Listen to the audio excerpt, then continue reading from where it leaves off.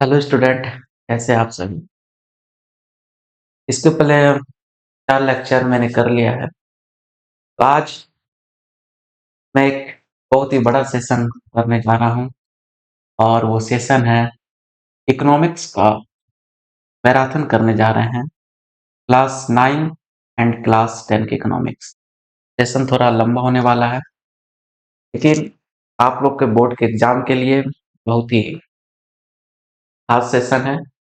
और जो भी कंपटीशन की तैयारी कर रहे हैं उनके लिए भी बहुत खास सेशन है। ठीक है, तो चलिए स्टार्ट करते हैं। तो इसमें हम पढ़ेंगे इकोनॉमिक्स। इसमें हम क्या पढ़ेंगे? इकोनॉमिक्स क्लास 9 के कुछ पोर्शन और क्लास 10 के कुछ पोर्शन नहीं, सारे पोर्शन। ठीक है, क्लास 9 और क्लास 10 के सभी इकोनॉमिक्स। क्लास 9 में चलिए हम पहले आते हैं। तो 4 चैप्टर हमारा है। ठीक है, पहला है story of village Palampur. First chapter है स्टोरी ऑफ विलेज पलमपुर। एक पलमपुर विलेज है यूपी के, ये कहानी है। ठीक है, एक विलेज दिखाया गया है कि एक इमेजिनेशन करो, वो विलेज है, ऐसा ऐसा एक्टिविटी हो रही है, तो उसके बारे में बताया गया है।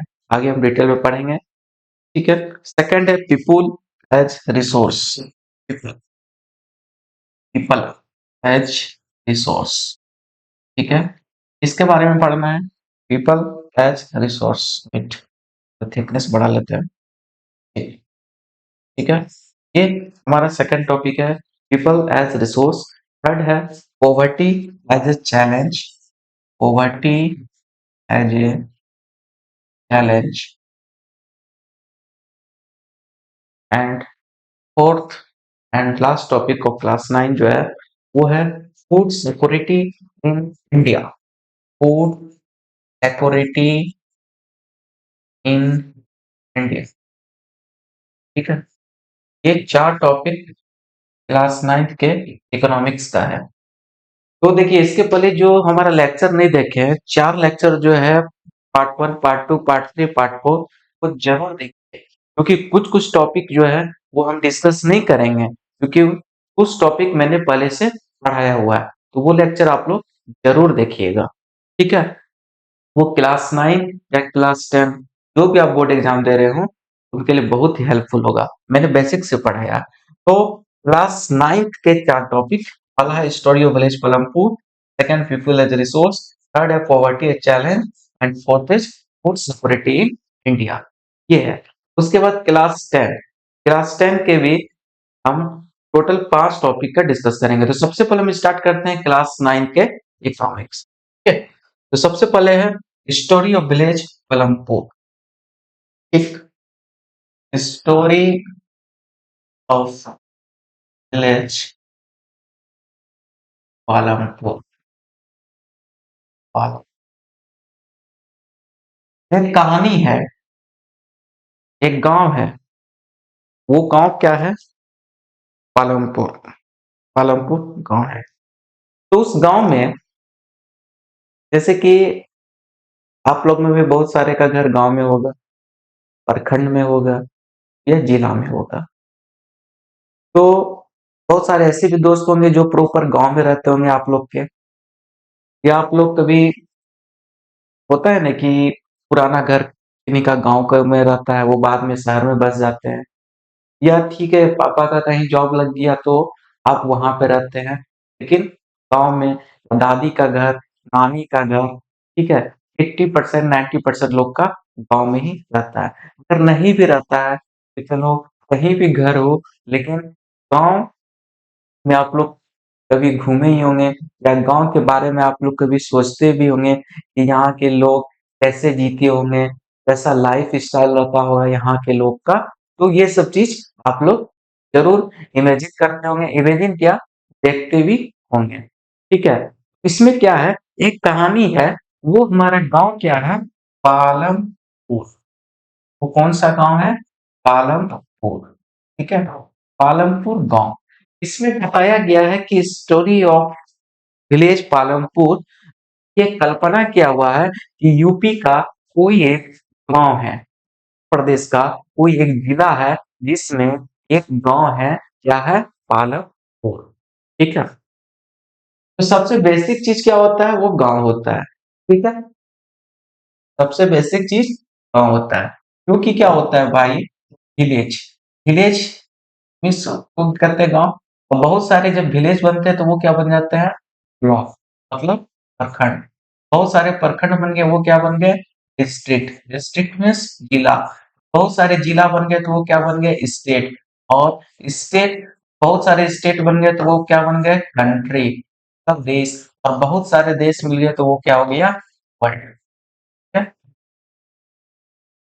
तो ऐसे ही है। तो हम एकदम बेसिक लेवल से पढ़ रहे हैं, मतलब कि इंडिया के गांव के बारे में। ठीक है, हम जानना चाह रहे हैं कि वो गांव में क्या क्या होता था। देखिए, इकोनॉमिक्स एक ऐसा सब्जेक्ट है ना कि अगर आप इंटरेस्टिंग वे में पढ़िएगा तो बहुत ही अच्छा है। ठीक है, एक ऐसा सब्जेक्ट है, अगर आप इसको समझ गए तो बहुत अच्छे से एक्सप्लेन कर सकते हैं। ठीक, थोड़ा सा भी अगर आप समझ गए, अगर आपको पॉइंट समझ में आ गया तो इसको एक्सप्लेन भी कर सकते हैं। तो ये गांव में क्या होता था कि मुख्यतः 5 प्रकार की एक्टिविटी होती थी, और भी बहुत सारे छोटे-छोटे एक्टिविटी होते थे। पहला क्या था एक्टिविटी, फर्स्ट वन था फार्मिंग। फर्स्ट वन था फार्मिंग, पहले लिख देते हैं उसके बाद एक्सप्लेन करेंगे। सेकंड वन था non farming, farming. Hindi medium वाले जरूर, अगर आपके पास टाइम हो तो जरूर लिखिए। ठीक है, कुछ कुछ वर्ड, क्योंकि हम हिंदी में समझा ही रहे हैं। उसके बाद था इलेक्ट्रिसिटी, इलेक्ट्रिसिटी। ठीक है, मीन्स बिजली। फोर्थ वन था इरिगेशन, सिंचाई। और पांचवा था ट्रांसपोर्ट, ट्रांसपोर्ट क्या था आपके, farming means farm, farm means समझ में आ गया। फार्मिंग जैसे फार्मर, फार्मर मीन्स किसान, और किसान का एक काम क्या होता है, फार्मिंग करना, इट मीन्स खेती करना। ठीक है, नॉन फार्मिंग मीन्स जो कि एग्रीकल्चर लैंड में इन्वॉल्व नहीं थे, जो खेती नहीं करते थे। तो स्टोरी ऑफ विलेज पालमपुर में क्या बताया गया है कि पहला जो एक्टिविटी होता था वो फार्मिंग होता था। फार्मिंग मीन्स खेती किया जाता था। बहुत सारे लोग खेत में इंगेज थे, खेती करने में क्या थे, बहुत सारे लोग इंगेज थे। और सबसे बड़ी चीज क्या होती थी, नेक्स्ट स्लाइड में पढ़ाते हैं, फार्मिंग। ठीक है, बहुत सारे लोग क्या थे, वो खेती करने में इंगेज थे, लेकिन इसमें क्या थे, most of the farmer, most of the farmer, बहुत सारे किसान के पास क्या थे, लैंड बहुत ही कम थे, लैंड बहुत ही कम थे। और सब फार्मर्स, कुछ किसान के पास क्या थे, लैंड बहुत ही थे, क्या ज्यादा थे, लैंड बहुत ही ज्यादा थे। तो जो किसान के पास लैंड ज्यादा थे तो वो क्या करते थे, दूसरे लोग से एज ए लेबर वो काम करवाते थे, और बदले में उसे अनाज देते थे, या बदले में उसे कुछ पैसे देते थे। लेकिन बहुत सारे किसान के पास जमीन बहुत ही कम था। ठीक है, जमीन बहुत ही कम था, तो वो अपने खेत में काम करते ही थे, बदले में वो क्या करते थे, टाइम अगर बच जाता था तो दूसरे के खेत में भी काम करते थे, या फैमिली मेंबर को, अपने कुछ फैमिली मेंबर को दूसरे के खेत में काम करने के लिए भेज देते थे। ठीक है, आप इमेजिन करो तो आपको बहुत चीज समझ में आएगा। ठीक है, इमेजिन करोगे तो आपको बहुत ही चीज समझ में आएगा कि एक गांव है, ठीक है, उसमें खेती हो रही है। आप लोग कभी सफर करते होंगे ना, जैसे बस से सफर करते होगे या ट्रेन से सफर करते होगे, तो आप देखते होंगे जब सीजन होता है, क्या कहता है, कि हार्वेस्टिंग का, तो आप देखते होंगे कि लोग बहुत सारे वहां पे काम कर रहे हैं। या सोइंग का सीजन जब होता है, बीज बोने का, उस समय देखते देखते होंगे। ठीक है, तो फार्मिंग समझ में आ गया, वाला एक्टिविटी था। इसमें हमको क्या भी समझ में आया कि बहुत कम किसान के पास लैंड ज्यादा थे। ठीक है, कम किसान के पास लैंड ज्यादा थे, और बहुत ज्यादा किसान के पास लैंड बहुत ही कम थे। तो जो किसान के पास लैंड ज्यादा थे, तो वो क्या करते थे, दूसरे फार्मर को बुलाते थे कि अकेला आदमी से काम नहीं होगा, ऊपर से भाई उसके पास जमीन ज्यादा। किसान भी रईस, मेरे पास खेत बहुत ज़्यादा है, हम अकेले काम क्यों करें? क्यों ना हम लेबर को हायर कर लें, दूसरे फार्मर को बुला लें, बदले में हम उसे अन अनाज दे दें या क्या दे दें, पैसा दे दें। ठीक है? तो ये होता था और जो किसान के पास खेती बहुत ही कम होता था, तो वो कुछ फैमिली मेंबर को या जब उसको टाइम मिलता था, तो वो बड़े किसान के पास जाते थे। अपने तो खेती करते थे, किसके लिए? फॉर देयर आवर लाइवलीहुड, ठीक है? अपनी जीविका के लिए, अपने फैमिली की जीविका के लिए, ठीक है? उसके बाद जो समय बचता था या समय नहीं भी बचे, तो कुछ फैमिली मेंबर को भेज देते थे कि जाओ वहाँ पे काम करो, बदले में अनाज या पैसे मिलेगा। ठीक है? ये फर्स्ट पॉइंट समझ में आ गया। उसके बाद हम दूसरा सीन क्या देखे थे, गाँव में क्या था, नॉन फार्मिंग एक्टिविटी भी करता था। Non farming, non farming means कुछ ऐसे भी किसान थे, कुछ ऐसे भी लोग थे, अब भाई लोग ही कह सकते हो, क्योंकि वो नॉन फार्मिंग कर रहा था, हम उसको किसान कैसे कह सकते हैं? तो नॉन फार्मिंग में बताया गया है कि बहुत सारे लोग क्या करते थे, छोटा-सा ग्रोसरी स्टोर खोल के बैठ गए। ठीक है?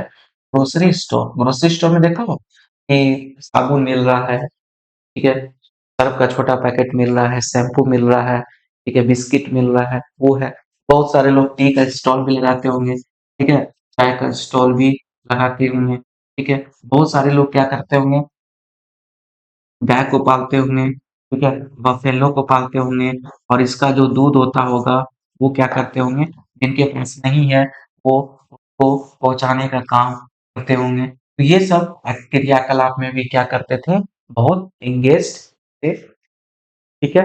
उसके बाद आप देखोगे जब आगे जाओगे तो इसमें एक पॉइंट है कि ट्रांसपोर्ट फैसिलिटी भी यहाँ बहुत ही अच्छा था। अब गाँव का सीन है, ठीक है? ठीक है? अब पुराना बात बताया गया है, तो इसमें ट्रांसपोर्ट कैसा हो सकता है? ट्रांसपोर्ट ये हो सकता है, ब्लॉक कार्ट हो सकता है, बैलगाड़ी होगा, ठीक है? और छोटा-मोटा ठेला कहते हैं, ठेला, वो सब होता होगा, रिक्शा, ठीक है? और इससे अपडेट तो हो ही गया होगा, ऑटो रिक्शा भी मान सकते हो, ऑटो रिक्शा, ये सब क्या होता था, बहुत सारे लोग इसमें एंगेज थे। सबसे पहला था फार्मिंग, दूसरा एक्टिविटी क्या था, नॉन फार्मिंग। उसके बाद नेक्स्ट पॉइंट पे आओ कि इलेक्ट्रिसिटी का कनेक्शन वहाँ बहुत ही अच्छा था, ठीक है? इलेक्ट्रिसिटी कनेक्शन बहुत ही अच्छा था या नहीं था हमको नहीं पता भाई, इलेक्ट्रिसिटी का भी कनेक्शन वहाँ गाँव में था। ठीक है? थर्ड पॉइंट था कि वहाँ पे इलेक्ट्रिसिटी का कनेक्शन था, ठीक है? तो फोर्थ पॉइंट जब आओगे तो इरिगेशन भी वहाँ होता था। भाई जब इलेक्ट्रिसिटी का कनेक्शन है, इरिगेशन भी वहाँ होता था। मतलब कि गाँव जो था वो वेल डेवलप था, ठीक है? गाँव जो है, हम जिस गाँव के बारे में बात कर रहे हैं, वो वेल डेवलप है। तो इलेक्ट्रिसिटी है, तो भाई इलेक्ट्रिसिटी जब तक नहीं रहेगा तो हम खेत में पानी देंगे कैसे? खेत में पानी हम देंगे है। तो इरिगेशन का भी फैसिलिटी था और इरिगेशन फैसिलिटी में हम लोग 2 फैसिलिटी का यूज़ करते थे, ठीक है? हम थोड़ा स्पीड में इसलिए पढ़ा और सॉरी, स्पीड में इसलिए पढ़ा रहे हैं क्योंकि हम ले रहे हैं मैराथन। बहुत स्लो ही पढ़ाएँगे तो ये मैराथन 7 से 8 घंटा में कब चेंज हो जाएगा। लेकिन कॉन्सेप्ट क्या है कि आपको समझाने से है, कि हम कम टाइम में आपको ज़्यादा आउटपुट भी दे दें और आप पढ़ भी लो कि हाँ, ऐसे-ऐसे है, ताकि आप एग्ज़ाम में लिख भी दो और जो भी गवर्नमेंट एग्ज़ाम की तैयारी कर रहे हैं, उनको भी कुछ बहुत सारा चीज़ इसमें नॉलेज में आएगा, इसकी तरह एमसीक्यू भी बन सकता है। बहुत सारे ग्रेजुएशन कर रहे होंगे, ये सब क्वेश्चन पूछा जाता है, ठीक है? और एक्सप्लेन करने बोलता है, कुछ-कुछ पॉइंट आपको याद रहेगा, तो कुछ-कुछ पॉइंट तो आपको वहाँ से लेना ही होगा, ठीक है? फोर्थ वन क्या था? इरिगेशन, इरिगेशन में कौन था?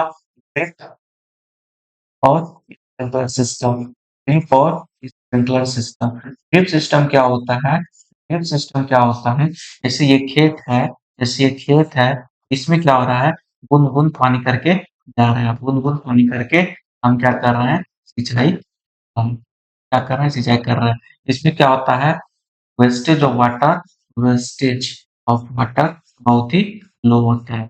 ये लो या ना के बराबर भी तो ठीक है, एक स्प्रिंकलर सिस्टम होता है। स्प्रिंकलर मतलब समझे कि हम फुव्वारे के थ्रू पानी दे रहे हैं। तो ये भी था। 5वां पॉइंट है ट्रांसपोर्ट। वो जैसे बताया था ना कि जब मैंने फार्मिंग बता रहे थे, उसमें आपको देखिए पॉइंट बताया था, block cart, rickshaw, auto rickshaw, कि ट्रांसपोर्ट फैसिलिटी भी वहाँ का बहुत ही अच्छा था। ट्रांसपोर्ट फैसिलिटी वहाँ पे बहुत ही अच्छा था। क्यों? रोड भी अच्छा होगा, उबड़-खाबड़ होगा भी नहीं उतना, तो ट्रांसपोर्ट फैसिलिटी भी वहाँ का बहुत ही अच्छा। इतने जान लीजिए गाँव में क्या था, फार्मिंग, इलेक्ट्रिसिटी, इरिगेशन, ये कुछ पॉइंट याद रखिएगा। ठीक है, आते हैं नेक्स्ट टॉपिक पे। स्लाइड में चलिए। तो उसके बाद क्या है, प्रोडक्शन ऑफ गुड्स मैंने हम पढ़ाया है। फैक्टर्स ऑफ प्रोडक्शन आप लोग जरूर देखिएगा, मैं बस थोड़ा सा एक्सप्लेन कर देता हूँ। फैक्टर्स ऑफ प्रोडक्शन क्या होते हैं, लैंड, लेबर, कैपिटल और इंटरनेट। पुराने वाले टॉपिक में आप बढ़िया से डिटेल में समझाया है। ठीक है, अभी थोड़ा बस पॉइंट लिख के हम थोड़ा एक्सप्लेन कर देते हैं, ज्यादा टाइम लेंगे नहीं। ठीक है, factors of production, factors of production के बारे में भी इस चैप्टर में चर्चा की गई है। ठीक है, तो कोई भी फैक्टर या कोई भी चीज प्रोड्यूस करने के लिए हमें क्या क्या चाहिए, चार चीज की जरूरत होती है। First one is land, second is labour, third is capital और फोर्थ इज एंटरप्रेन्योर,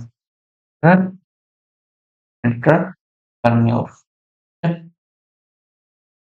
कभी कभी प्रोनाउंसिएशन भी हो जाती है, तो नहीं। ठीक है, लैंड मीन्स व्हाट, कि कोई भी फैक्ट्री या कोई भी चीज आप तो आसमान में सेटअप करोगे नहीं, उसके लिए हमें क्या चाहिए, लैंड चाहिए। सेकंड वन इज लेबर, अब सिर्फ लैंड ले लिए तो लेबर भी चाहिए, तो लेबर हमको स्किल लेबर भी चाहिए और स्किल्ड लेबर भी। स्किल लेबर क्यों चाहिए भाई, हम प्रोडक्शन कर लिए बहुत सारी चीज का, हमको मार्केट में बेचना भी है, मार्केटिंग डिपार्टमेंट में लोग चाहिए। ठीक है, ऑफिस में हमको लोग चाहिए, कितना सेल्स हुआ, कितना बचा स्टॉक में, उसके लिए चाहिए ना स्किल्ड। उसके बाद क्या था, अनस्किल्ड भी चाहिए, जो कि मान लीजिए कि अगर मशीन भी लगा है, कुछ वर्कर का तो जरूरत होता है ना। और स्मॉल स्केल इंडस्ट्रीज में क्या होता है कि मशीन का यूज कम होता है और लेबर का फॉल ज्यादा होता है। ठीक है, तो उसके लिए हमें स्किल्ड वर्कर की जरूरत होती है। थर्ड होता है कैपिटल, कैपिटल को कहते हैं पूंजी, पूंजी मीन्स पैसा, ये मीन्स पैसा। ठीक है, तो बिना पूंजी का बिजनेस संभव ही नहीं है, तो कैपिटल हमें चाहिए ही। उसके बाद एंटरप्रेन्योर, एंटरप्रेन्योर वो होता है जो कि पैसा लगाता है, उसका अपना कंपनी है, क्योंकि वो अर्न प्रॉफिट, वो अर्न प्रॉफिट। ठीक है, तो भी लैंड, लेबर, कैपिटल, इसे में दिमाग क्यों लगाएगा, पैसे कमाने के लिए नहीं लगाएगा। तो ये चार फैक्टर्स ऑफ प्रोडक्शन। आप पिछला टॉपिक, पिछला वीडियो मेरा देखिए, एकदम सेकंड या थर्ड वीडियो में बताया है। टोटल वीडियो आप जरूर देखिए, वो क्लास 9 और क्लास 10 की इकोनॉमिक्स से इंटरलिंक है। बस जो जो मैं छूट गया था वो मैं क्या कर रहा हूँ, अजय पढ़ा रहा हूँ। 20% 30% इकोनॉमिक्स आपका 9 और 10 हमारे चार वीडियो जो है वो आप जरूर जाके देखिए, प्ले लिस्ट में जाके आपको टोटल वीडियो मिल जाएगा, इकोनॉमिक्स बाय अमृत सर। ठीक,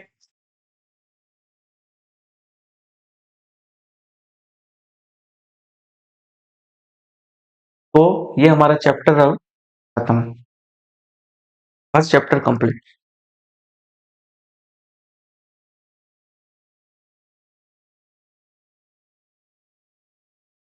उसके बाद सेकंड चैप्टर है हमारा people as resource, people as resource, people as resources. Resources मतलब क्या हुआ, resources are those things which of their own value, people as a resource. Resource क्या हुआ कि वो चीज जिसका एक अपना वैल्यू होता है। ठीक है, सपोज कीजिए एक माइन है, एक माइन है, कोल माइन,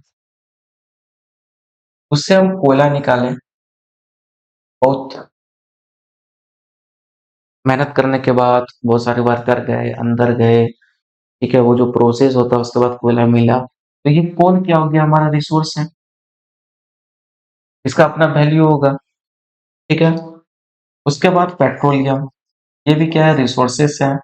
उसके बाद नेचुरल गैस, ये भी क्या है, रिसोर्सेस है। ठीक है, इसके अंदर हमको डीपली नहीं पढ़ना है, बस एज एन एग्जाम्पल दिए। तो इसमें क्या बोल रहा है कि people as a resource, people को क्या कीजिए, एज ए रिसोर्स। पीपुल लोग हमारा रिसोर्स कब बनेगा?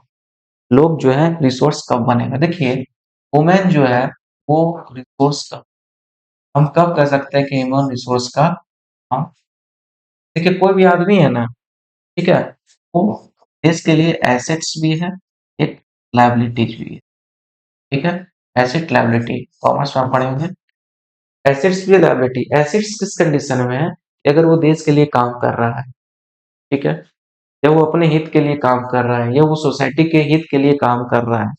अपने हित के लिए तो कोई काम नहीं करेगा। अगर हम डॉक्टर भी हैं, अपने हित के लिए थोड़ी ना है, पैसा कमा रहे तो चलिए अपने हित में, लेकिन मैं क्या कर रहा हूँ कि मैं लोग को सेवा भी दे रहा हूँ, उसी के बदले मुझे ये मिल रहा है। टीचर है, तो टीचर भी स्टूडेंट को पढ़ा रहा है, ठीक है। एक तरह से लोग का भी हित हुआ, लोग का हित होगा तो सोसाइटी का हित होगा, तो भलाई होगा, हित मीन्स भलाई, ठीक है। और सोसाइटी का हित होगा तो देश का भी हित होगा। तो इसमें क्या बोल रहा है कि ह्यूमन रिसोर्स एसेट्स भी है और लायबिलिटी भी है।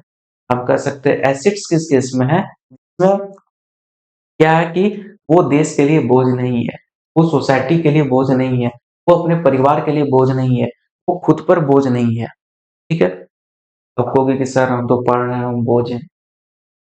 ये बोझ नहीं है, क्योंकि बोझ इसलिए नहीं हो क्योंकि अगर तुम कुछ नहीं कर पाओगे तब बोझ हो, तब लायबिलिटी है। अभी तो तुम सीख रहे हो, अभी पढ़ रहे हो, अभी एज है पढ़ने का, फिर मेहनत करोगे, ठीक है। अब तुमको जिसमें इंटरेस्ट हो उसमें जाओगे, अगर जॉब लग गया तो बहुत अच्छा, बिजनेस भी कर रहे हो तो बहुत अच्छा, तो उस समय क्या होगे, तुम एसेट्स होगे। अभी तुम लायबिलिटी नहीं हो। लायबिलिटी में क्या हुआ कि बहुत तुम पढ़ रहे हो, अचानक पढ़ाई छोड़ दिए, तुम्हारा एज क्या हो गया, खत्म हो गया। उसके बाद ना तुम सोसाइटी के लिए काम आ रहे हो, ना अपने परिवार के लिए काम आ रहे हो। उस केस में हम कह सकते हैं कि तुम क्या हो, एबिलिटी हो। तो पीपल एज ए रिसोर्स में क्या है कि ह्यूमन रिसोर्स, ह्यूमन को रिसोर्स बनाना। तो ह्यूमन को हम रिसोर्स कब बनाएंगे, कोई भी आदमी है जैसे हम ही, तो हम रिसोर्स कब बन सकते हैं जब हम क्या करेंगे, दूसरे के लिए काम आएंगे, जब हम दूसरे के लिए काम आएंगे, मतलब जो हम सोसाइटी के लिए काम आएंगे, तो ना मेरे में रिसोर्स होगा, ठीक है। दूसरे के लिए काम आएंगे तो ऑफकोर्स सोसाइटी के लिए काम आएंगे, समाज के लिए काम आएंगे। तो रिसोर्स के लिए हम क्या करेंगे, पीपल को क्या कर रहे हैं हम, रिसोर्स, मतलब कि रिसोर्स बना रहे हैं। तो पीपल को रिसोर्स हम कैसे बनाएंगे, ठीक है। तो उसको पहला चीज है एजुकेशन देके, एजुकेशन देके, शिक्षा देके। सेकंड है ट्रेनिंग देके, एंड थर्ड है मेडिकल फैसिलिटीज देके, मेडिकल फैसिलिटीज, ठीक है। तो ये चीज देना होगा। अब हम हैं, हम जिस देश में रह रहे हैं, जिस राज्य में रह रहे हैं, जिस जिले में रह रहे हैं, वहाँ स्कूल ही नहीं है अच्छा, स्कूल का इंफ्रास्ट्रक्चर ही अच्छा नहीं है। चलिए इंफ्रास्ट्रक्चर से कोई लेना देना नहीं, क्लास कैसे भी हो, स्कूल के टीचर ही अच्छे नहीं है, हम जो पढ़ रहे हैं तो कोई फायदा ही नहीं है, तो दिक्कत है ना भाई। तो हम सबसे पहले क्या करेंगे, शिक्षा देंगे। शिक्षा के बाद ट्रेनिंग भी देंगे। आप देखे होंगे कि बहुत कोई जॉब लगता है तो उसको ट्रेनिंग दिया जाता है, ट्रेनिंग दिया जाता है ना कि 3 महीने का ट्रेनिंग है, 6 महीने का ट्रेनिंग है। ट्रेनिंग में क्या होता है कि आदमी को एक प्रैक्टिकल नॉलेज मिलता है। आप एजुकेट हो रहे हो, एक थ्योरी नॉलेज ले रहे हो कि हाँ क्या है। आप याद करोगे जब केमिस्ट्री जब आप पढ़ते होगे तो बहुत सारा रिएक्शन होता होगा, बट वही रिएक्शन जब आप लैब में जब जाते होगे तो उसके बाद जो आपके दिमाग में क्या होता है कि वो हमेशा के लिए याद हो जाता है, ठीक है। ट्रेनिंग क्या हुआ, एज ए प्रैक्टिकल व्यू हम दे रहे हैं कि हाँ आपको ऐसे काम करना है, ये ऐसे होता है, ये वैसे होता है। अब अगर हम कंप्यूटर का कर रहे हैं तो किसी भी चीज का ट्रेनिंग दे रहे हैं, आर्मी का भी ट्रेनिंग होता है, पुलिस का ट्रेनिंग होता है। तो एजुकेशन देंगे, साथ साथ ट्रेनिंग भी देंगे।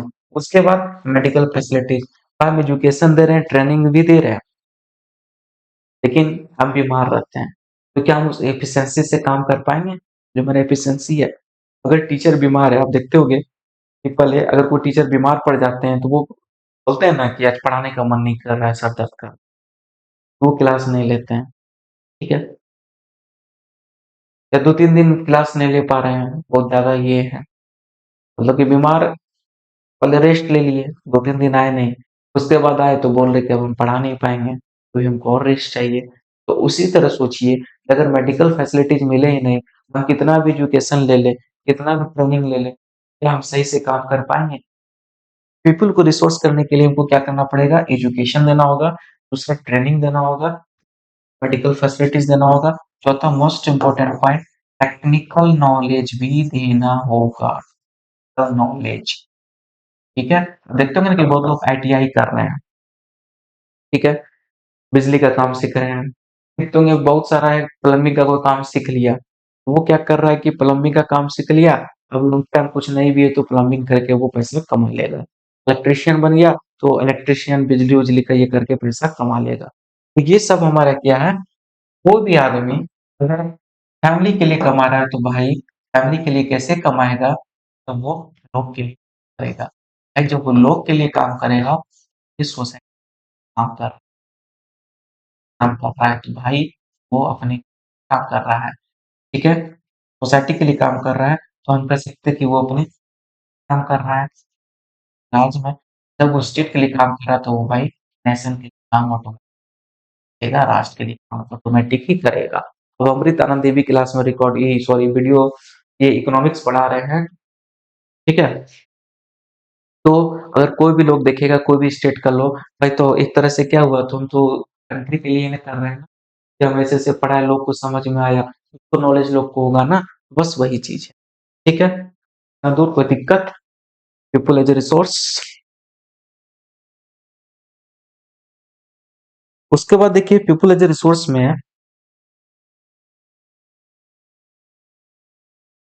एक केस स्टडी है, ठीक है? वो देख लेते हैं। केस स्टडी है,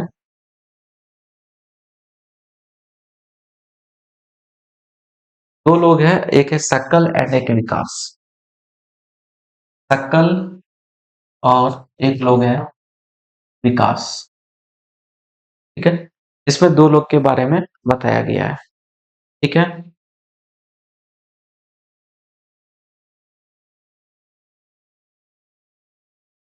इसमें क्या है कि मदर जो है वो हाउसवाइफ है और फादर जो इसमें खेत में काम करते हैं, और एक है विलास का फैमिली, ठीक है, जिसमें इनके फादर नहीं है और मदर जो है वो मछली।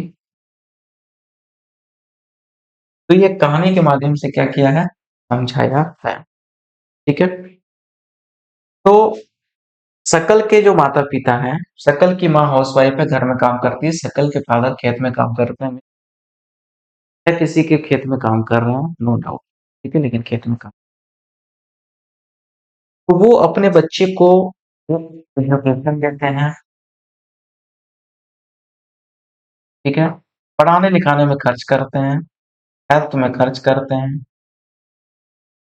ठीक है, पढ़ाने लिखाने में खर्च कर रहे हैं, हेल्थ में खर्च कर रहे हैं। इसके कारण क्या हो गया है, शकल को नौकरी, लेकिन एक अपोजिट केस है विकास का, ठीक, अपोजिट केस क्या है कि खाने के लाले पड़े हैं, खाने के लाले पड़े हैं, पड़े हैं भाई, उसकी माँ मछली बेचती है, पिता तो है नहीं, तो मछली बेचने के बाद जो भी पैसा होता है वो उतना नहीं होता है और नहीं कर पाती है ताकि वो ठीक से खा भी सके, पेट को भर भी सके, उतना अर्न नहीं कर पाती है, ठीक है,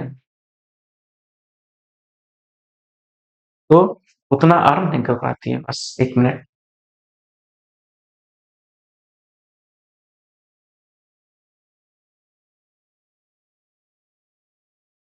तो उतना अर्न नहीं कर पाती, तो नतीजा क्या होता है कि शकल तो भाई पढ़ लिख के एक अच्छा नौकरी पा लेता है, क्यों, क्योंकि उसके माता पिता बहुत मेहनत करके पढ़ाते और वो नौकरी ले लेता है, और इसकी माँ नहीं पढ़ा पाती है, फादर तो है नहीं, ये जॉब नहीं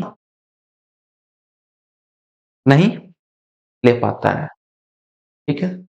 तो इच मीन्स क्या हुआ कि देखिए, तो ये जॉब नहीं ले पाता है,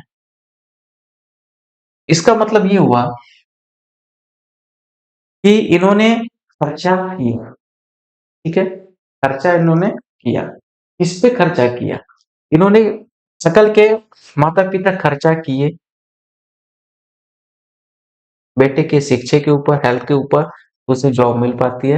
विकास के फादर नहीं थे, मदर फीस बचती थी, उतना भी पैसा नहीं होता था और कुछ थोड़ा पैसा होता था तो वो खाने में ही खत्म हो जाता था।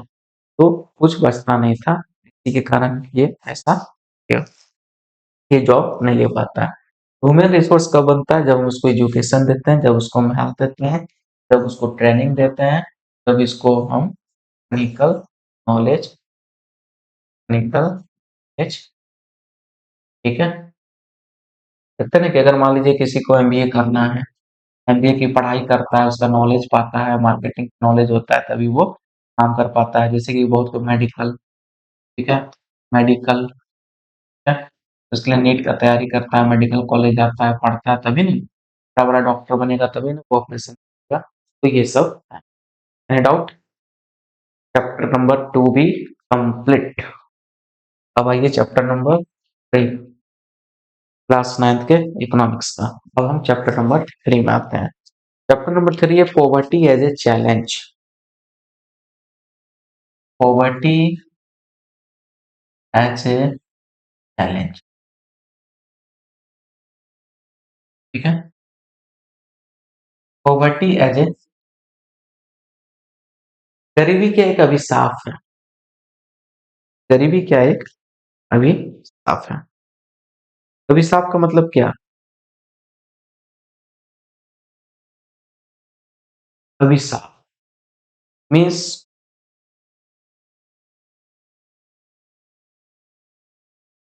No access to no access to safe and clean drink water. Safe and clean drink, मतलब वो शुद्ध पानी भी नहीं पी रहा है, ठीक है? और साफ पानी भी नहीं पी रहा है, ठीक है? Lack of regular jobs and lack of regular job, ठीक है? उसके पास जॉब भी, ठीक है, रेगुलर जॉब भी नहीं है। गरीब क्या होती है कि दोस्त,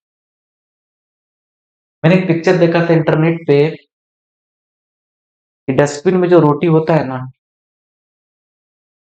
तो 70-75 साल का बूढ़ा था, रोटी को धो के खा रहा था। मैंने वो पिक्चर देखा, मैंने रियलाइज किया कि कम से कम आप लोग तो बहुत खुशनसीब हैं कि भरपेट खाना मिल जाता है, रहना मिल जाता है, पढ़ाई भी कर रहे हो। लेकिन उसकी क्या मजबूरी होगी कि एक डस्टबिन से वो रोटी उठाता है और उसे धोता है पानी में तब खाता है। एक बात सुने ना,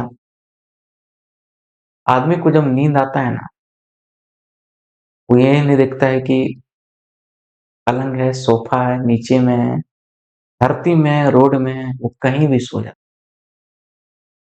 आदमी को जब भूख लगती है ना, वो कुछ भी खा लेगा। खाली पेट और खाली जेब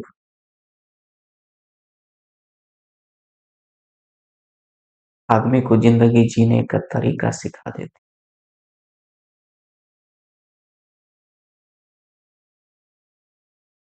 गरीबी बहुत अभिशाप। अब बहुत सारे लोग को देखते होंगे, बहुत भिखारी हैं, प्लेटफॉर्म में देखते होंगे भीख मांग रहे हैं,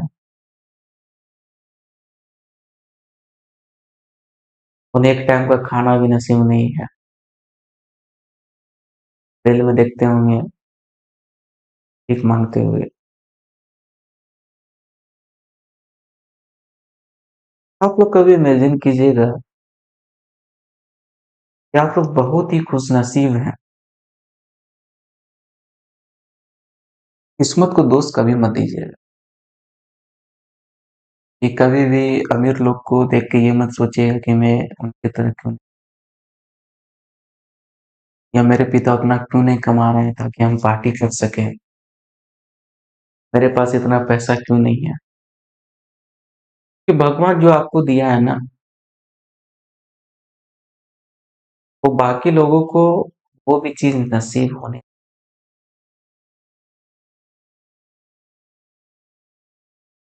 कभी सोचिए, कभी इमेजिन कीजिए, कभी देखिए, लोग कहते हैं पढ़ाई नहीं कर पा रहे हैं, नौकरी नहीं निकल पा रहा है। मेहनत कीजिए, मेहनत, मेहनत कब आएगा? तब तक आप रियलाइज़ नहीं कीजिएगा, हमें जॉब क्यों लेना है? एक कारण होना चाहिए, ताकि वो आप मेहनत कर सको।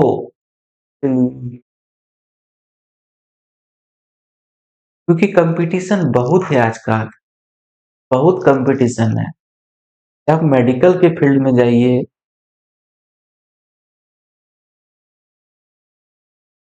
या कोई भी नौकरी का फॉर्म भरिए, बहुत कंपटीशन है। आपसे ज़्यादा पढ़ने वाले लोग हैं वहाँ।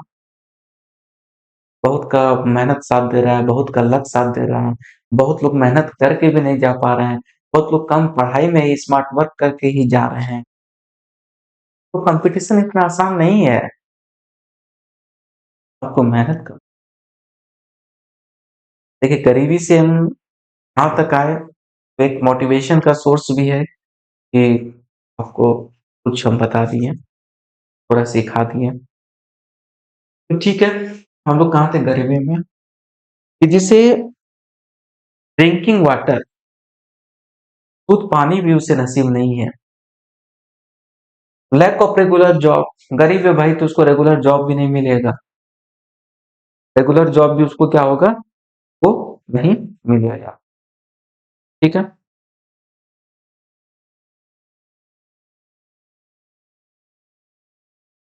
तो इसमें गरीबी में पड़ना है। गरीबी एक चैलेंज है, इंसान के पास भोजन मकान वस्त्र तो छोड़ो, खाने के पैसे नहीं है। ठंडे के मौसम में निकल जाओ तो वो आपको रेलवे स्टेशन में, सड़क में सोते हुए मिलेंगे, बहुत को साफ कंबल में नसीब नहीं है। वो गरीब हैं। गरीब क्यों है? क्वेश्चन आता है ना, वो गरीब क्यों है, ये तो समझना होगा ना, क्यों गरीब है? भगवान ने गरीब घर में पैदा कर दिया, वो गरीब है, तब से वो गरीब है। इसका कारण क्या है वो गरीब है? जब वो 3 टाइम का खाना उनके घर में आएगा कि नहीं आएगा, कि भूखे सोना होगा, तो ये भी मालूम है। हम रात में खाना खाएंगे कि नहीं खाएंगे, जब उनको खाना खाने के ही पैसे नहीं है, तो वो क्या खर्च करेगा स्वास्थ्य के ऊपर, शिक्षा के ऊपर, क्या खर्च करेगा? वो पूरी तरह से सरकार के ऊपर क्या है, डिपेंड है, सरकार के ऊपर क्या निर्भर है। हमारी नीतीश सरकार तो बहुत अच्छा काम कर रही है। अगर हम बिहार के बारे में बोले तो वो महिलाओं को प्रोत्साहन कर रहे हैं, रिजर्वेशन आरक्षण दे रहे हैं, बहुत अच्छा काम कर रहे हैं, बहुत अच्छा अच्छा स्कीम ला रहे हैं, जिससे हर वर्ग के लोग को फायदा मिल रहा है, गरीब लोग को तो और फायदा मिल रहा है। तो ये बात है, तो वो कैसे खर्चा करेगा? फूड ग्रेन को उसे सरकार दे रही है, तो सरकार के ऊपर पूरी तरह से डिपेंड है। सरकार के क्या करे, एक तरह से लायबिलिटी है सरकार, सरकार को फ्री में फूड ग्रेन बांटना गरीब को, एक लायबिलिटी का ही काम है ना। आप कैसे एक्सपेक्ट कर सकते हो कि जब उसको पता ही नहीं है कि उसे रात का खाना मिलेगा या नहीं मिलेगा, तो वो खुद तो पढ़ा नहीं, अपने बच्चे को भी नहीं पढ़ाएगा। बच्चे को नहीं पढ़ाएगा तो बच्चे को जॉब मिलेगा नहीं। चाहे सरकारी जॉब हो या प्राइवेट जॉब। प्राइवेट जॉब में तो और स्किल की ज़रूरत होती है। उसके बाद वो बिज़नेस भी नहीं कर सकता। भाई जब हम खाना खा ही नहीं पा रहे, खाना खाने का पैसे नहीं, तब से वो बेचारा क्या हो गया, गरीब का गरीब ही। कुछ गरीब है, नो डाउट। हम सब गरीब के बारे में नहीं बोल रहे हैं। कुछ गरीब हैं जो मेहनत किए हैं, जो दूसरे के घर में मेहनत करते हैं। दूसरे माँ जा दूसरे के घर में बर्तन मजती है कि कुछ पैसा आए, उससे हम बच्चे को शिक्षा दें। पता है ना, 2 रोटी कम खाओ पर अपने बच्चों को ज़रूर पढ़ाओ। वैसे ख़्याल वाले लोग भी हैं। कहते हैं हम गरीब पैदा हुए हैं, ये बुरी बात नहीं है। हम गरीबी में मर जाएँ, ये बहुत बुरी बात है। ये चैलेंज है। सरकार के ऊपर को बहुत ध्यान देना होगा। सरकार ध्यान दे रही है, नो डाउट, बट और ध्यान देना होगा। हम सिर्फ़ फूड ग्रेन दे के या सरकारी स्कूल में हम पढ़ा रहे हैं, मिड डे मील स्कीम का लाभ वो लोग ले रहे हैं, गरीब लोग। तो सरकार को कुछ और कदम उठाना होगा, ताकि वो गरीब का बच्चा भी कुछ न कुछ जॉब उसे ज़रूर मिले। कुछ-कुछ स्कीम सरकार कर रही है, जैसे मनरेगा, आप सुने होंगे, कि साल में 100 दिन काम करेंगे। तो गरीबी अभी साफ़ है। मैं इतना बोला, इतना थोड़ा एग्ज़ाम्पल दिया, क्योंकि ये चैप्टर को आपको समझना होगा, एज़ अ चैलेंज है, पॉवर्टी एज़ अ चैलेंज है।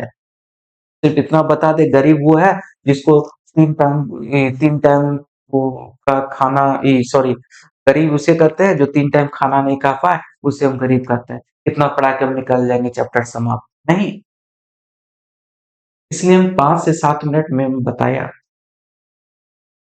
ठीक है? पॉवर्टी एज़ अ चैलेंज क्यों है? अब आपको जो मैंने बोला 5 से 7 मिनट स्टोरी, रियल घटना, उसके आधार पे आप कह सकते हो गरीबी एज़ अ चैलेंज क्यों है? कि एक safe and clean drinking water facility उपलब्ध नहीं है, लैक ऑफ रेगुलर जॉब नहीं है, तीसरा लैक ऑफ एजुकेशन।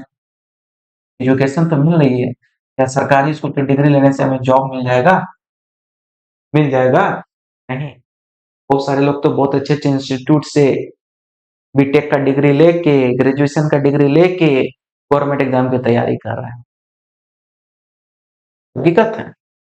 तो लैक ऑफ एजुकेशन भी है। तो उसके बाद लैक ऑफ शेल्टर, उसे रहने के भी नहीं है। उसके बाद क्लॉथ्स, कपड़े भी उसके क्या हैं, फटे-पुराने, ठीक है? ठंडे में वो एकदम ठिठुरते रहते हैं, कंबल है, कंबल नहीं है उसको। तो ये सब चीज़ है, ठीक है? इतना चीज़ है। उसके बाद देखिए कैलोरीज़, ठीक है? कैलोरीज़, कैलोरीज़ के बारे में पढ़ेंगे, फिर एक और चीज़ पढ़ेंगे, ठीक है? इसमें बताया गया है कि रूरल लोग को कम से कम 2400 कैलोरीज़ की ज़रूरत होती है और अर्बन लोगों को 2100 कैलोरीज़ कम से कम मिलना चाहिए। कैलोरीज़ क्या होता है? जो हम खाते हैं, ठीक है? उसके बाद जो एनर्जी मिलता है, ठीक है? वो कैलोरी के रूप में होता है। अर्बन लोग को कितना कम क्यों ज़रूरत होता है? क्योंकि अर्बन लोग जो शहरी लोग होते हैं, उसे उतना मेहनत वाला काम नहीं करना पड़ता है। जैसे रूरल लोग हैं, जैसे बहुत सारे मज़दूर ही हैं, ठीक है? तो उनको काम करना पड़ता है या खेत में काम करने वाले को, तो उसमें क्या होता है, ज़्यादा ताकत की ज़रूरत होती है, बॉडी का ज़्यादा यूज़ हो जाता है, फिज़िकल बॉडी का हम लोग ज़्यादा यूज़ करते हैं। तो इसलिए कहता है कि रूरल में अगर 2400 कैलोरीज़ का अगर आदमी 2400 कैलोरीज़ पर डे अगर वो गेन कर रहा है, इट मीन्स वो गरीब नहीं है। और अर्बन में अगर 2100 कैलोरीज़ गेन कर रहा है, तो वो गरीब नहीं है। ठीक है? तो बहुत सारे लोगों ने, बहुत कमिटी बहुत आए, तो सबने अपना-अपना डेफिनेशन दिया। ठीक है?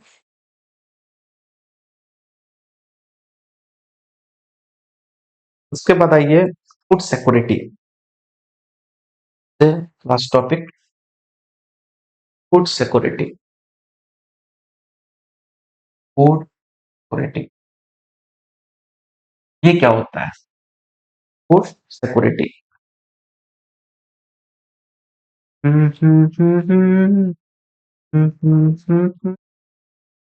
फूड सिक्योरिटी में तीन चीज याद रखिए। Food security available, accessible, affordable. ठीक है।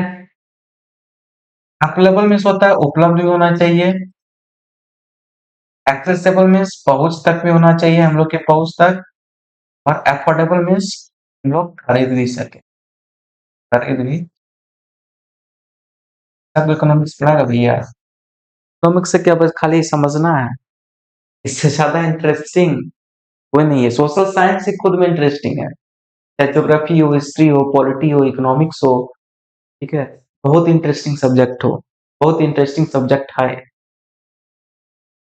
ठीक है, पढ़ेंगे सभी घटना चक्र पढ़ेंगे, इकोनॉमिक्स स्टार्ट किए पहले इकोनॉमिक्स खत्म करेंगे, तो मजेदार वे में आपको पढ़ाएंगे।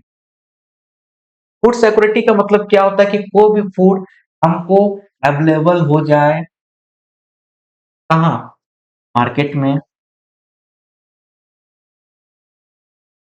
एक्सेसिबल और अफोर्डेबल। तो सबसे पहले कि जैसे कि कंट्री में कोई भी चीज बना, कंट्री में कोई भी चीज बना कहीं भी, तो वो स्टेट के थ्रू, फिर डिस्ट्रिक्ट के थ्रू, उसके बाद वो मार्केट में आ गया, तभी ना हम मार्केट जाएंगे तो वो चीज हम खरीद के लाएंगे, कंज्यूम करेंगे।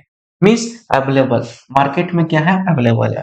एक्सेसिबल, एक्सेसिबल मीन्स सिर्फ मार्केट में अवेलेबल नहीं होना चाहिए, हम जिस एरिया में रहते हैं, हम जिस एरिया में रहते हैं उसके आसपास के दुकान में भी, ठीक है, या थोड़ा दूर में वो सामान रहना चाहिए।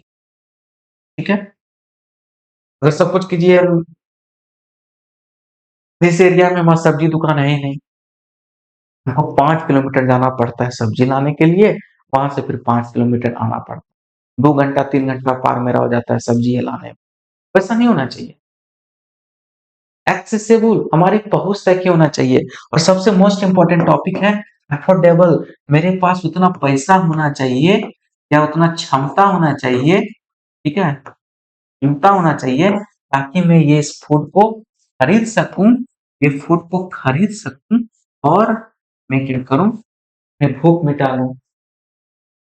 ठीक है, जिंदा रहने के लिए भोजन जरूरी है ना, जिंदा रहने के लिए भोजन जरूरी है ना, ये चीज बताइए। हम जीने के लिए खाते हैं या खाने के लिए जीते हैं? बहुत इंपॉर्टेंट। तो क्या होना चाहिए? अवेलेबल होना चाहिए, एक्सेसिबल होना चाहिए, अफोर्डेबल होना चाहिए। क्या सिर्फ एक ही वर्ग को, सिर्फ सोसाइटी के एक ही वर्ग के लोगों को? नहीं, to all the classes of society के सभी लोगों के लिए ये होना। ठीक है। फूड इनसिक्योर कौन है? फूड इनसिक्योर कौन है? कौन कौन से लोग फूड इनसिक्योर, यहां तक समझ में आया कि कौन कौन से लोग फूड इनसिक्योर, मतलब जिसे भोजन नहीं मिल रही है। पहला हो गया बेगर्स, तो जो भिखारी हैं, वो क्या है? फूड इनसिक्योर है। लैंडलेस लेबर, काम मिला तो भाई खाना है, काम नहीं मिला तो खाना, ये सभी क्या है? Food insecure. तो कभी कभी इन्हें बिना खाए हुए भी इनको रहना पड़ता है। ठीक है, ये सब हमारे फूड इनसिक्योर है। उसके बाद जो कि काम नहीं कर रहे हैं, बेरोजगार लोग, अनएम्प्लॉयड पीपुल, एम्प्लॉयड पीपुल, ये सभी फूड इनसिक्योर है। इन्हें तो भाई खाना मिल जाती है, जब तक बाबूजी है, जब तक बाबूजी का होटल है तो फिर मिल जाती है। तो वो जब खुद बेरोजगार हो जाएगा, जब इन्हें कुछ काम ही नहीं मिले, ये सब भी क्या फूड इनसिक्योर में आ जाएंगे। कोई दिक्कत? क्लास 9 का इकोनॉमिक्स कंप्लीट। लेकिन उसके पहले एक चीज और देख लेते हैं तो गवर्नमेंट भी क्या की, जैसे होता ना कि देखते होंगे कि बहुत जगह फ्लड्स आ जाता है, फ्लड्स, बाढ़ आ जाता है, अर्थक्वेक, भूकंप आ गया, सुनामी आ गया, सुनामी। उसके लिए क्या हुआ, गवर्नमेंट क्या करती है, एक बफर स्टॉक, बफर स्टॉक क्या होता है, बफर स्टॉक इसका डेफिनेशन लिख लीजिए, बहुत हेल्प मिलेगा। हम भी लिख देते हैं, आप भी जरूर लिखिए। बफर स्टॉक क्या होता है, stock of grain, stock of grain which is used in the emergency, used the which is used for the in the emergency period, such as such as floods, floods, rough, rough, ठीक है, चाहे बाढ़ आ गया, भूकंप आ गया, etc। Stock of grain which is stock, ये भी कह सकते हैं विच इज स्टॉक, स्टॉक रखा जाता है for in the such as flood drop etc। उसके लिए हम क्या कर रहे हैं, बफर स्टॉक कर रहा है। उसके बाद क्या कर रही है कि गवर्नमेंट भी क्या कर रही है, मिनिमम सपोर्ट प्राइस एमएसपी पे खरीद लेती है। भाई जिसका गेहूं चावल कहीं बिका वो गवर्नमेंट को जाके बेच दो, गवर्नमेंट जैसे फिक्स कर दे कि 20 रुपया किलो गेहूं, 18 रुपए किलो चावल तुमसे खरीदेंगे, कोई नहीं आएगा खरीदार तो हमें सरकार तुमसे खरीदेगी, ताकि तो दिक्कत नहीं। ऐसा नहीं कि तुम उपजा लिए, तुम्हारा चावल कहीं नहीं बिका, सरकार मिनिमम सपोर्ट प्राइस वो खरीद ले। ये सब है, ठीक है। उसके बाद आप एक एक लाइन पढ़िए एनसीईआरटी का, जो मैंने बताया है वही सब आपको मिलेगा। क्लास 9 का इकोनॉमिक्स तो मैंने खत्म कर दिया इस तरीके से, ठीक है। तो चलते हैं क्लास 10 के इकोनॉमिक्स में। बस 2 मिनट का ब्रेक हमको दीजिएगा, मैं खत्म करके जाऊंगा। जब बोला हूँ मैराथन लूंगा क्लास 10 का इकोनॉमिक्स, बस 2 मिनट आया, थोड़ा रिफ्रेश होके उसके बाद में तक आप लोग लिखिए।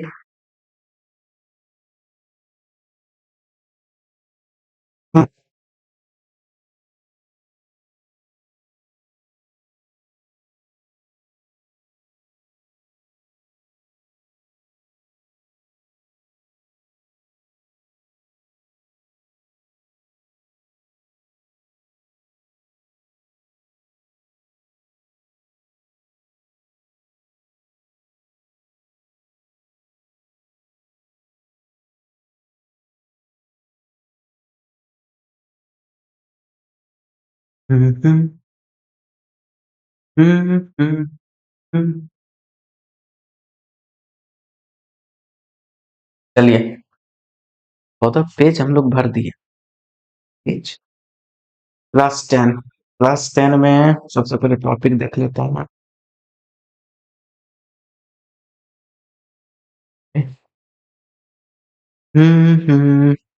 क्लास 10, अरे बहुत इम्पोर्टेंट टॉपिक्स क्लास 10 में देखिए। क्लास 10 का इकोनॉमिक्स हमको लग रहा है 50% तो मैंने पहले ही पढ़ा दिया है, टॉपिक देखा है 1 2 3 4 5। उसमें 4 टॉपिक थे, 5 टॉपिक, उसमें 4 टॉपिक थे। स्टूडियो विलेज पलमपुर था पहला टॉपिक, और दूसरा टॉपिक जो था, हम्म, दूसरा टॉपिक हम लोग क्या पढ़े थे, स्टूडियो विलेज पलमपुर था पहला। उसके बाद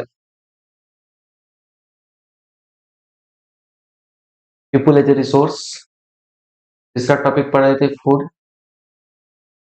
फूड सिक्योरिटी, फोर्थ टॉपिक था फूड सिक्योरिटी इन इंडिया, ये पॉवर्टी फिर फूड सिक्योरिटी। ठीक है, क्लास 10 में आइए, इसमें हमें टोटल 5 टॉपिक करना है।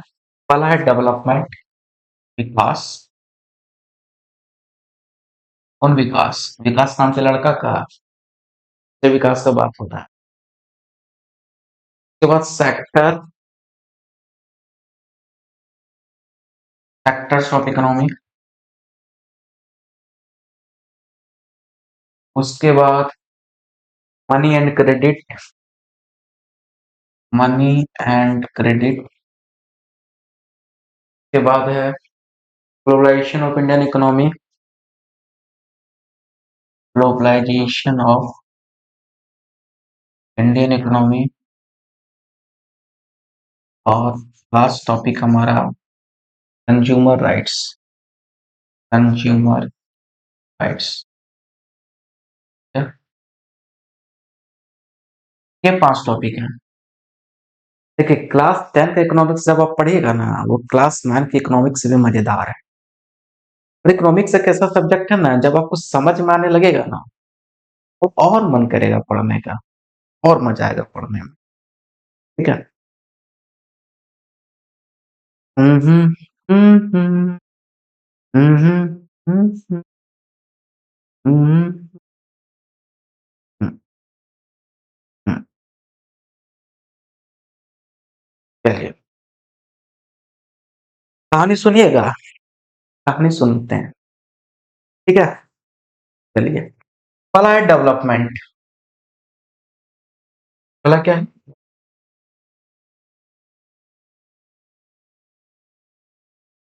इसमें ये बताया है, डेवलपमेंट में इसका होता है विकास। कि अगर कोई पुअर लोग हैं, उसके लिए डेवलपमेंट क्या होगा भाई? पुअर लोग के लिए डेवलपमेंट क्या होगा? कि हमें 3 टाइम का खाना मिल जाए। 3 टाइम्स का मील हमें मेरे लिए वही विकास। गरीब लोग के लिए वही विकास है, 3 टाइम खाना मिल गया एकदम अच्छा। ठीक है। उसके बाद क्या है कि कपड़े मिल जाए और अच्छा। तीसरा क्या है, शेल्टर मिल जाए तो अच्छा। गरीब लोग ये नहीं सोचेगा भाई। उसके बाद देखिए, अगर मिडिल क्लास फैमिली है, उसके लिए डेवलपमेंट क्या होगा? कि सोसाइटी का अलग अलग क्लास का गोल जो है वो अलग अलग, सोचने का तरीका अलग अलग है, गोल अलग अलग है। मिडिल क्लास लोग का कि डेवलपमेंट क्या होता है कि बेटे को जॉब मिल जाए, या गवर्नमेंट जॉब मिल जाए, प्राइवेट जॉब मिल जाए। उसके बाद क्या होता है कि वो मेडिकल फैसिलिटी आसानी से वो पा सके। और तीसरा है कि हम खुशी से जी सके, live happily, luxurious life not happily, खुशी से जी भी लिए। अब रिच क्लास फैमिली, उसके लिए डेवलपमेंट क्या होगा? मेरा जो बिजनेस चल रहा है, हम उसमें ज्यादा से ज्यादा प्रॉफिट कमाएं। आज मैंने भैया कार लिया है, तो कल थार लेने का औकात रखता हूँ। फिर बीएमडब्ल्यू लेने का उधार सॉरी औकात रखता हूँ। उसके बाद डेवलपमेंट क्या है, आईफोन का कोई भी लेटेस्ट वर्जन आया ले लो। इसमें क्या देखता हूँ कि डिफरेंट पीपुल, सोसाइटी में डिफरेंट तरह के लोग होते हैं, तो तीनों का गोल क्या है वो डिफरेंट है। गरीब लोग के लिए वो डेवलप्ड क्या है कि हमें 3 टाइम खाना मिल जाए, कपड़े मिल जाए, खाना मिल जाए। मिडिल क्लास लोग के लिए क्या है, हमें जॉब मिल जाए, उनके बेटे को, या गवर्नमेंट हो या प्राइवेट हो, मेडिकल फैसिलिटी, खुदा न खास्ता कुछ हो गया तो हम आसानी से ट्रीटमेंट कर सके, और उसी से हम जी सके। हमको लग्जरियस लाइफ नहीं चाहिए मिडिल क्लास को। ऐसा लाइफ चाहिए कि खुद से जी सके। ठीक है। उसके बाद रिच लोग के लिए क्या डेवलपमेंट, अगर मेरा बिजनेस है तो उसमें ग्रोथ बहुत ज्यादा हो। आज हम कार लिए तो कल थार लेंगे, तो परसों हम क्या लेंगे, बीएमडब्ल्यू लेंगे। उसके बाद क्या है, लेटेस्ट। हाँ, आईफोन आया है तो वो लेटेस्ट लेना है, आईपैड आना है तो लेटेस्ट ले लिए, ले वो। अब देख रहे होंगे कि सोसाइटी में अलग अलग के लोग, अलग अलग तरह के लोग रहते हैं, तीनों का अलग अलग डेवलपमेंट। अब आप देखिए भैया, सरकारी नौकरी की जो तैयारी कर रहे हैं, तो कौन से लोग होते हैं? ये लोग होते भी हैं तो सिविल सर्विस में, यूपीएससी में, ये सब का प्रिपरेशन करते हुए दिखते हैं। एसएससी का जो हाई लेवल का जॉब होता है वो तो मेहनत कौन कर रहा है भाई? गरीब लोग, मिडिल क्लास लोग, अपर मिडिल क्लास लोग, वही मेहनत कर रहे हैं एक नौकरी के लिए, एक नौकरी पर। ठीक है। कि जब तक नहीं होगी नौकरी तब तक नहीं मिलेगी छोकरी। तो दिक्कत यही है। तो एक टॉपिक इसमें और है, इसमें अगर मान लीजिए 3 तरह के कंट्रीज का इकोनॉमी होता है। कंट्रीज जो है, डेवलप, डेवलपिंग और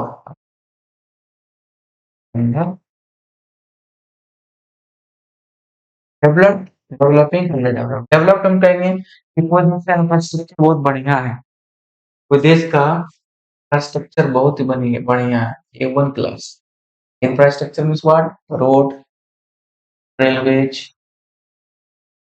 रेलवेज, एयरपोर्ट, ठीक है, बहुत ही बढ़िया है, ठीक है। वो क्या हो गया डेवलप्ड कंट्री में? उसका कंडीशन क्या है? तो वहाँ के लोग एम्प्लॉयड बहुत ही ज्यादा है, एम्प्लॉयड बहुत ही ज्यादा है, ऐसे ही रहने दो। थर्ड, वहाँ इंडस्ट्री है। फोर्थ, लोग का लाइफ स्टाइल अच्छा है। वो सारे वो सब कंट्रीज को हम क्या कहेंगे? डेवलप्ड कंट्री, जो कि विकसित हो गया है, ठीक है। जैसे हम एग्जांपल ले सकते हैं USA, United state of America. ये क्या है? डेवलप्ड कंट्रीज का एग्जांपल है। जापान क्या है? डेवलप्ड कंट्रीज का एग्जांपल है। जापान का यूज करते हो ना? सोनी, सोनी कंपनी का जो मोबाइल आता था, सोनी लड़की नहीं, सोनी कंपनी, वो भी किसका है? जापान का। अब डेवलपिंग, डेवलपिंग जैसे हमारा कंट्री इंडिया हुआ, ये क्या है? डेवलपिंग फेज में है, ये पूरी तरह से डेवलप नहीं हुआ है। इसको क्या करना होगा? इंडस्ट्री के ऊपर और काम करने की जरूरत है इंडिया को। सेकंड वन, मेडिकल फैसिलिटीज के ऊपर काम करने की जरूरत है। थर्ड वन, इंफ्रास्ट्रक्चर के ऊपर और काम करने की जरूरत है, इंफ्रास्ट्रक्चर के ऊपर और काम करने की जरूरत। फोर्थ वन, बेरोजगारी को कम करना है, ठीक है, एम्प्लॉयमेंट को रिड्यूस करने की जरूरत है, ठीक है, एम्प्लॉयमेंट बेरोजगारी, हमको इसको क्या करना होगा? कम करना होगा। इंडिया क्या, वो डेवलपिंग फेज में है, वो विकासशील देश है। भारत उस जगह की, भारत किस टाइप का देश है? तो विकासशील देश है। एक आता है अंडर डेवलप, वो विकसित, वो विकसित, जो कंट्री अभी विकसित हुआ ही नहीं है। वहां तो क्या होगा कि भाई इंडस्ट्री भी ना के बराबर होगा, मेडिकल फैसिलिटीज भी ना के बराबर होगा, इंफ्रास्ट्रक्चर भी ना बराबर के होगा, और बेरोजगार तो भाई वहां बहुत ही होगा। उसको भी कहेंगे, ठीक है? कोई दिक्कत प्रबंध? बस यही था, और आप पढ़ लीजिएगा सेटिंग में, ठीक है। उसके बाद सेक्टर्स ऑफ इकोनॉमी, मैंने एक लेक्चर लिया तो उसमें बहुत अच्छी तरीके से बताया है, बट आप फर्स्ट लेक्चर देख लीजिएगा। First lecture, yes, lecture number 1 से आपको 9 और 10 के इकोनॉमिक्स बहुत हेल्प मिलेगा। बट समरी ये बता देता हूँ। सेक्टर्स ऑफ इकोनॉमी 3 होते हैं। एक होते हैं प्राइमरी सेक्टर, सेकंड होते हैं सेकेंडरी सेक्टर, और थर्ड होता है टेरिशरी सेक्टर, ठीक है। प्राइमरी सेक्टर में से होता है जो एग्रीकल्चर या एलाइड एक्टिविटी या उससे रिलेटेड एक्टिविटीज जो होता है, वो प्राइमरी सेक्टर में आ जाता है, ठीक है। जैसे पोल्ट्री फार्मिंग कर रहे हैं, फिर हम कोई भैंस को पाल रहे हैं, गाय को पाल रहे हैं, मुर्गी को पाल रहे हैं, वही हो गया पोल्ट्री फार्मिंग, ठीक है। वो सब हमारा प्राइमरी एक्टिविटीज में आ जाता है, ठीक है। सेकेंडरी एक्टिविटीज में जैसे मैन्युफैक्चरिंग का काम कर रहे हैं, ठीक है, कंस्ट्रक्शन काम कर रहे हैं, वो इस तरह की एक्टिविटी होगी है। इंडस्ट्री में काम कर रहे हैं, सेकेंडरी। और टेरिशरी में एक्टिविटीज का मतलब वो होता है टेरिशरी, टेरिशरी सेक्टर में काम करते हुए एक्टिविटीज ही कर रहे हैं, कोई दिक्कत नहीं है। टेरिशरी सेक्टर का मतलब होता है जैसे कि हम जॉब कर रहे हैं, ठीक है, ठीक है, जॉब हो गया, बैंकिंग हो गया, ठीक है, उसी को हम सर्विस प्रोवाइड कर रहे हैं, डॉक्टर के रूप में, टीचर के रूप में, वो सब टेरिशरी सेक्टर में आ जाता है। इसका लेक्चर नंबर 1 का आप वीडियो देख लीजिएगा, मेरा लेक्चर नंबर 1 में मैंने टाइप्स ऑफ इकोनॉमी भी बताया है, वो भी आपको बहुत ही हेल्प मिलेगा। लेकिन ये सेक्टर्स ऑफ इकोनॉमी के बारे में भी मैंने 5 से 10 मिनट, ठीक है, एक बार आप जरूर देखिए, गो थ्रू कीजिए मेरा। थर्ड है मनी एंड क्रेडिट, ठीक है। मनी एंड क्रेडिट मैंने बता रखा है पुराने लेक्चर में। मनी एंड क्रेडिट, ठीक है। क्रेडिट के बारे में उतना नहीं बताया, तो मैं डिटेल में बताऊंगा, बट मनी एंड क्रेडिट के बारे में सोच लीजिए, फिर थोड़ा देख लीजिए सोचना क्या है, देख लीजिए। मनी में क्या होता है, ठीक है, money and credit third topic था ना, मनी एंड क्रेडिट। इसमें क्या था कि सबसे पहले था barter system. Barter, barter system में क्या होता था, थोड़ा शॉर्टकट बता रहे हैं, लेकिन आप पहले का लेक्चर जरूर देखिए, वहां मैंने बहुत अच्छे तरीके से, बहुत धीरे धीरे, स्लो वे में एकदम समझा के एग्जाम्पल के साथ बताया हूं। कि बस मैं थोड़ा रिव्यू दिखाऊंगी। बार्टर सिस्टम में क्या है, क्या होता था कि गुड्स के बदले, गुड्स सामान के बदले सामान हम लोग उसमें देते थे। मनी का इन्वॉल्वमेंट नहीं होता था। मनी का इन्वॉल्वमेंट उसमें नहीं होता था। गुड्स के बदले गुड्स, ठीक है? सामान के बदले सामान का एक्सचेंज होता था। उसमें बहुत सारे प्रॉब्लम होता था। प्रॉब्लम क्या होता था कि हमें लेना है फूड ग्रेन, आपको जूता, जूता है उसके पास। भाई जूते वाला परेशान है भाई। परेशान किससे है? कि भाई हमको फूड ग्रेन चाहिए। फूड ग्रेन वाला को जूते का जरूरत नहीं है। वो दिक्कत आ गया। एक क्वांटिटी का मेजर होता था कि फूड ग्रेन वो कितना देगा, लेकिन हमको जूता देना होगा। मेजर ऑफ वैल्यू उसमें नहीं थी। और तीसरा चीज क्या था, लैक ऑफ डिविजिबिलिटी भी था, जो मैंने बताया था। अब जब पुराना लेक्चर देखोगे तो बहुत ही इंटरेस्टिंग वे में पढ़ाया हूँ, बहुत ही अच्छी तरीके से, कि जैसे किसी के पास कोई जानवर है, काट के तो नहीं ना देगा फूड ग्रेन की जगह या जूते की जगह, तो वो बर्बाद ही हो गया। ठीक है, तो वो सब कारण था। स्टोर ऑफ वैल्यू था, कोई किसान है वो पूरा फूड ग्रेन स्टोर करके रख दिया, लोग को जरूरत होगा तभी ना फूड ग्रेन लेगा।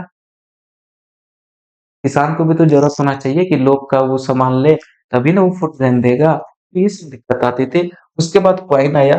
कॉइन आया जब आप एंशिएंट हिस्ट्री या मिडिवल हिस्ट्री में पढ़ोगे तो बहुत सारे कॉइन आया था ना, सिल्वर कॉइन, ठीक है? उसके बाद ब्रॉन्ज, गोल्ड, ब्रॉन्ज कॉइन आया, गोल्ड कॉइन आया।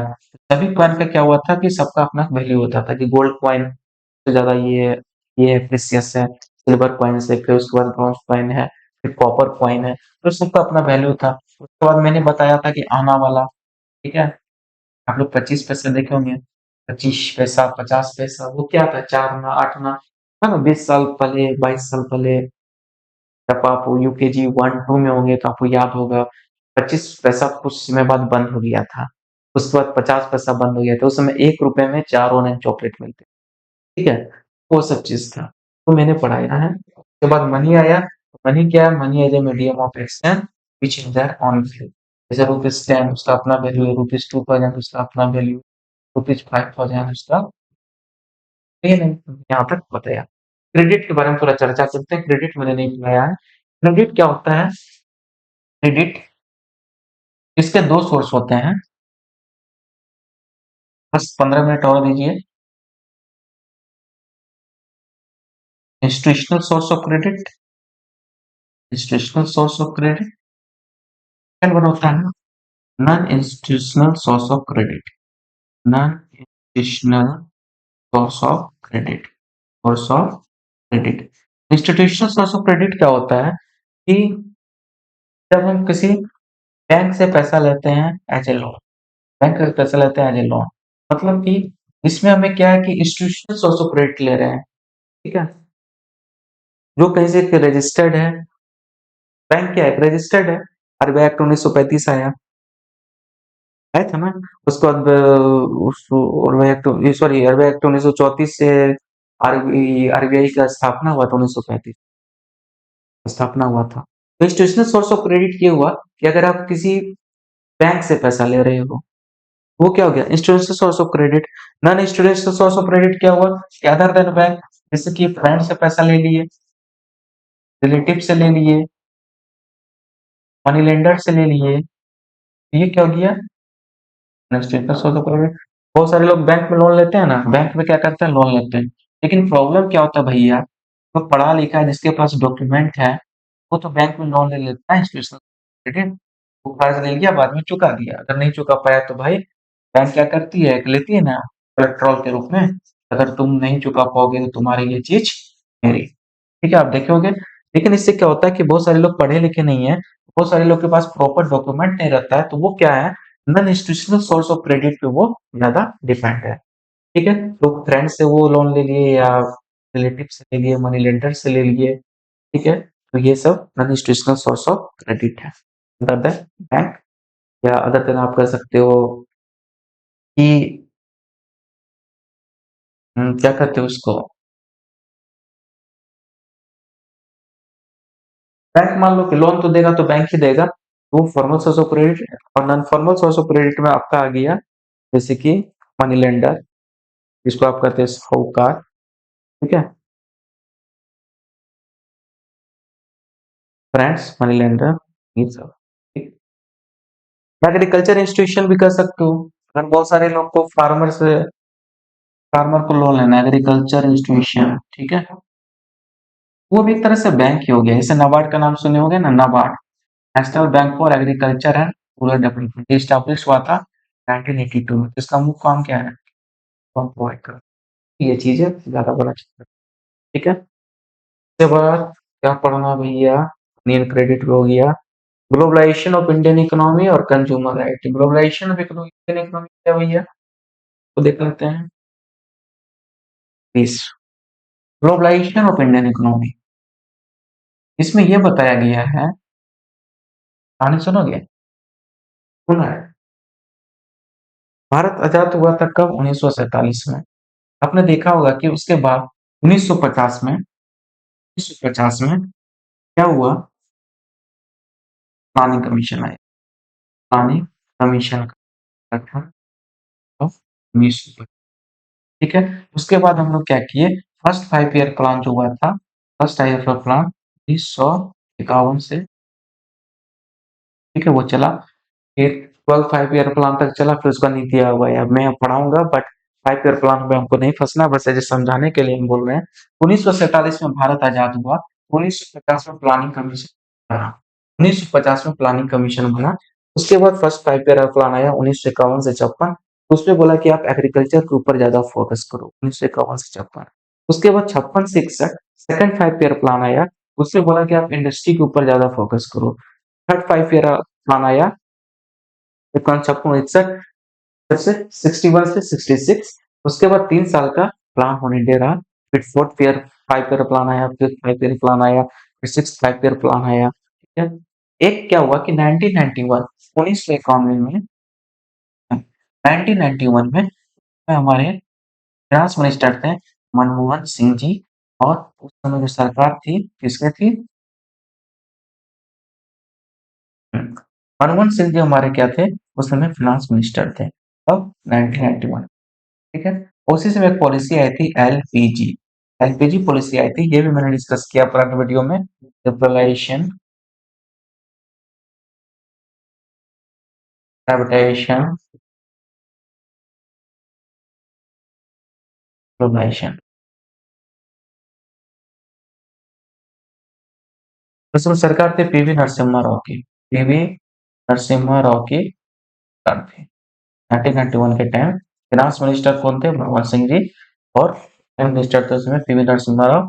1991 में पॉलिसी आई एलपीजी, लिबरलाइजेशन, प्राइवेटाइजेशन, ग्लोबलाइजेशन। मतलब कि कोई भी इंडस्ट्री अगर खोल रहा है तो उसके लाइसेंस को और सरल बना दो, ठीक है, लिबरलाइज कर दो और सरल कर दो। प्राइवेटाइजेशन क्या हुआ कि प्राइवेट इंडस्ट्री को बढ़ावा दो, ज्यादा से ज्यादा प्राइवेट इंडस्ट्री खोलेगा तो वो क्या है, देश के लिए अच्छा है।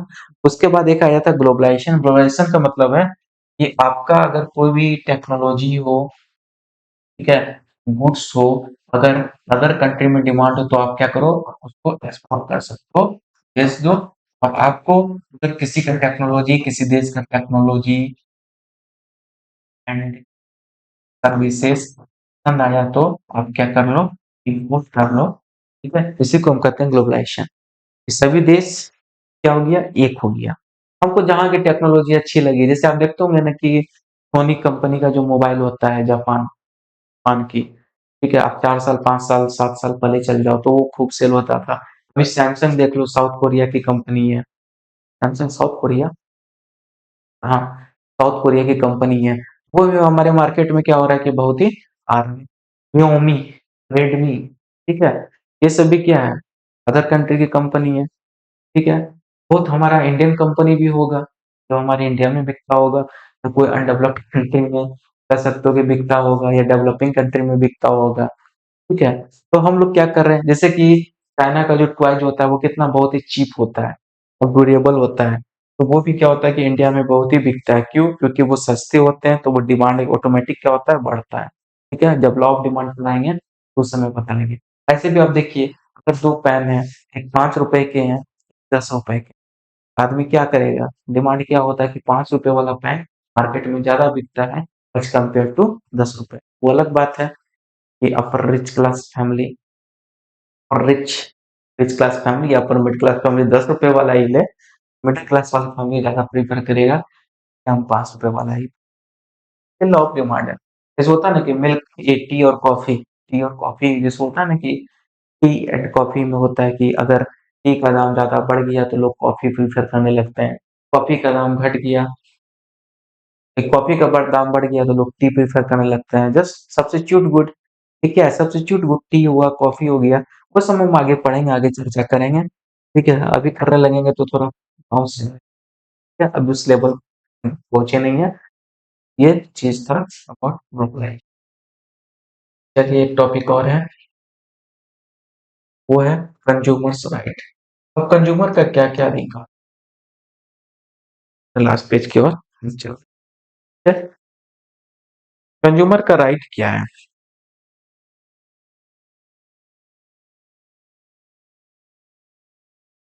कंज्यूमर राइट क्या है? ये कंज्यूमर का अधिकार है, कंज्यूमर राइट, ठीक है। इसमें बोल रहा है,